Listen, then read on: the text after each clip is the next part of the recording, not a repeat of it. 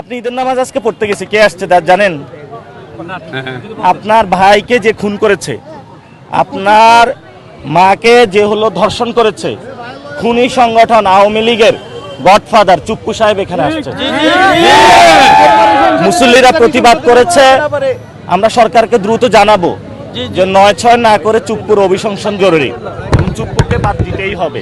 এটা সরকারের কোনো অপশন নেই। যদি এটা না বাদ দেয় ভালোই তাহলে তো আমরা আন্দোলনে যেতেই হবে। নাসির ভাই, তার অধীনেই তো আপনারা আপনাদের এনসিপি নেতৃবৃন্দ শপথ নিয়েছিল। এটা সালাউদ্দিনের কথা, এটা আপনার কথা না। আপনি কি বলবেন?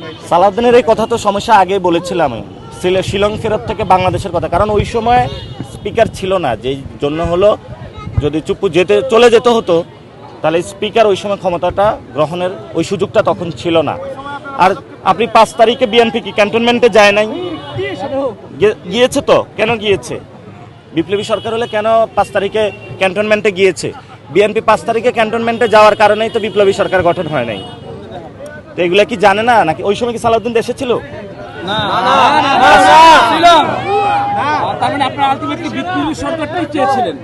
এটা তো আপনিও চেয়েছিলেন, সবাই চেয়েছিল বাংলাদেশের। বিএনপি এটা ভুল, এটা বাংলাদেশের মানুষকে যেটা বলছে এটা মানুষ বুঝে, এটা সত্য না।